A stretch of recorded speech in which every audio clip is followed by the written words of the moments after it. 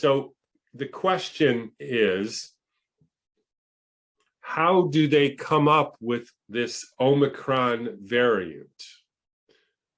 The first step to realize is that nobody has, found, isolated, let alone SARS-CoV-2, but certainly there has been no attempt of anybody, not even an attempt, to find a particle that you could call an Omicron variant of SARS-CoV-2. So we have two steps of unreality. We have the unreal step that nobody has found the particle from any sick person that could be called SARS-CoV-2. And then we have the next step, which is they've never found a variant of that, a particle that could be called a variant of that, which could be called the Omicron variant. So we have no idea, according to Montagnier's words, whether this is actually a real thing. Well, we do have an idea because it isn't. So the question then is, how did they come up with this?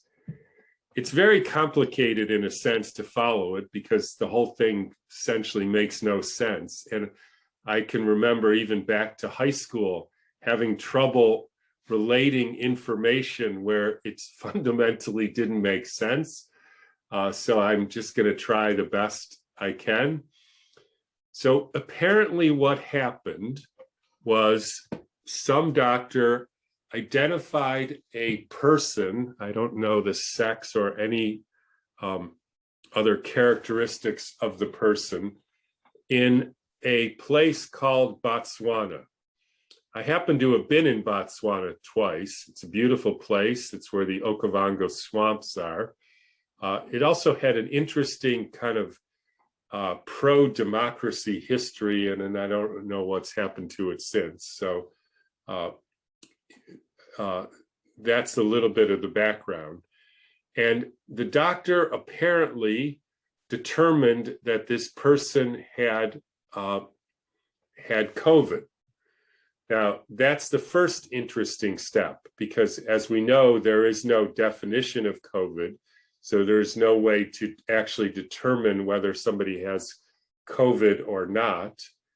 But anyways, she decided, I think it was a woman doctor, that this person had COVID, and for some reason decided to send a sample from the fluid of the person, I think some bronchial fluid, to be sequenced. I'm not sure how that came about, but that's what happened. So then they send it to be sequenced. There was no attempt to find a virus. There never is. And so they did what's called deep metagenomic sequencing, which I went over a few times ago.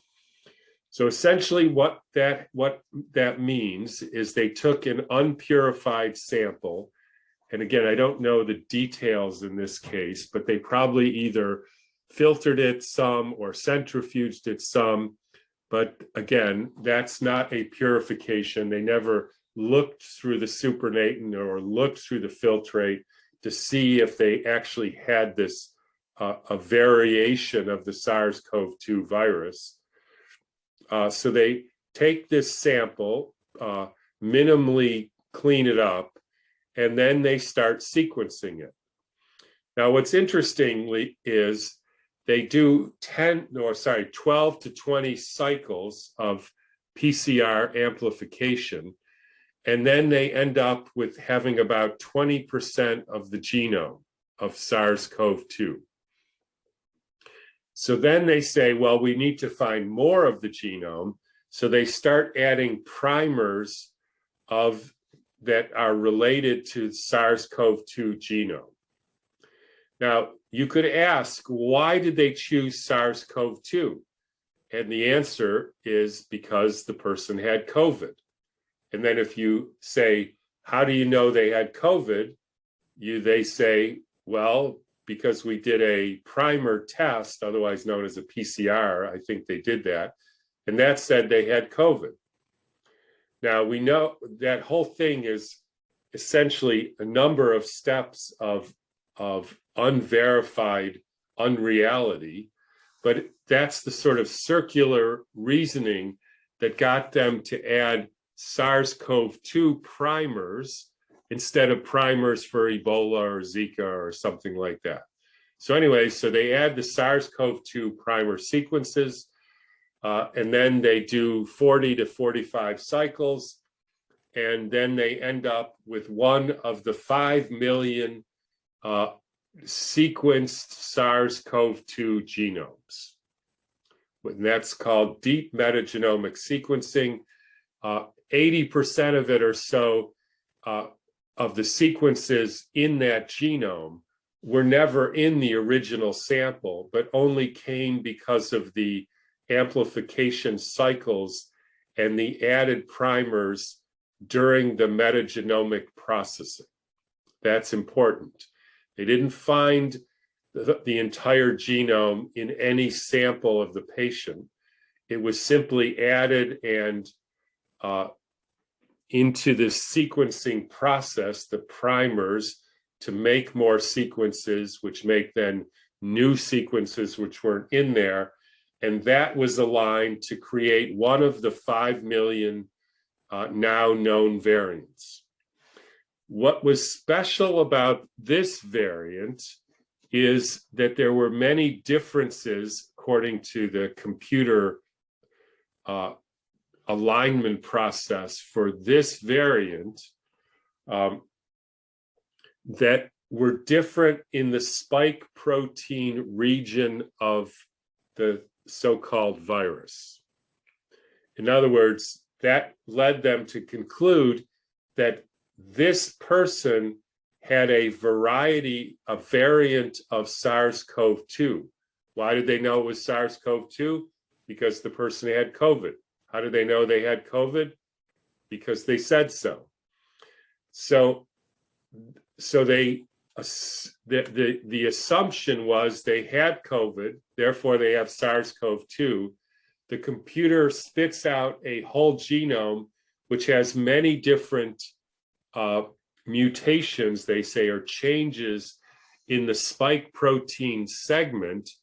So therefore, this leads to the conclusion that this new variant had many changes in the spike protein, and therefore it became a variant of concern. They had no information about the existence of this new particle. They had no information about how dangerous this new imaginary particle is. They had no information about the transmission of this new imaginary particle, just that the sequence in the spike protein was different than what they usually see. So that's what they reported. And now comes the key element. Because there were so many differences in the spike protein, which is one of the 3 primers that is being used in the PCR test, this led them to the conclusion that this new variant is only going to be positive for 2 of the 3 primer sequences, not all 3, as has been the case up till now. This part is so important that I'm going to say it again. In order to diagnose a positive PCR test, they have 3 different primers, and they all have to anneal or match to something, a sequence in the sample from the person. If there's 2 matches, that's a negative test. But because one of the matches is a sequence in the spike protein, which in this new variant is different, this led to the conclusion that that primer sequence won't match to the sample of the patient. And so only 2 of the 3 primers are positive. This led to the conclusion that then we can say a positive test for the Omicron variant only needs 2 of the 3, and if the spike protein sequence primer is negative, that's a positive test for the Omicron variant. I'm not sure if everybody got that, so let me try that again. Before the Omicron, you had to have 3 sets of primers that were positive. Because one of the primers has been changed, that one's off the table. So now, if you have 2 primers that are positive, then it's a positive test, whereas previously it would be a negative test because this one has mutated, and so it doesn't match with the primer sequences. What inevitably happens then is you're going to see an incredible explosion of positive tests simply because they changed the number of primers from 3 to 2 that have to be positive. It's like saying, let me try to think of an analogy. In order to say you're a millionaire, you have to have $1 million. And so let's count how many millionaires there are in Florida. There's 100. Now we change the definition of what it means to be a millionaire. You only have to have $500,000. Wow, suddenly we have twice as many millionaires in Florida. That must mean that the Biden economic program or the DeSantis economic program is working because there's twice as many millionaires. Excuse me, wait a minute. Didn't you just say you changed the definition from 1 million to 500,000? Yeah, but that's because I don't know why that's because. That's because we have new financial information that says you can be a millionaire with only having $500,000.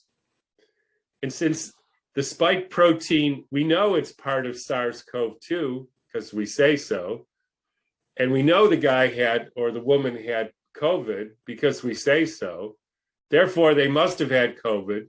The test was negative, and that means this variant has a negative test, and oh my God, it's spreading all over the world because everybody now who's got 500,000 is suddenly called a millionaire. That's nuts.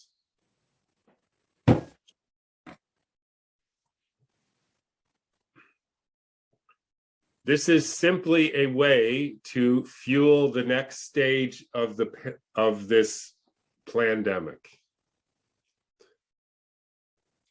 And that's all there is to it.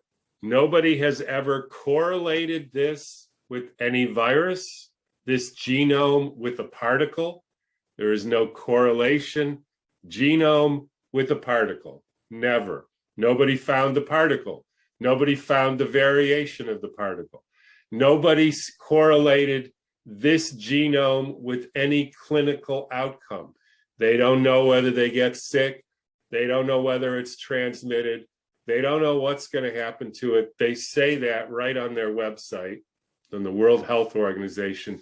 They just know it's spreading. And the reason is because they changed the definition of the test for the reasons that I just said.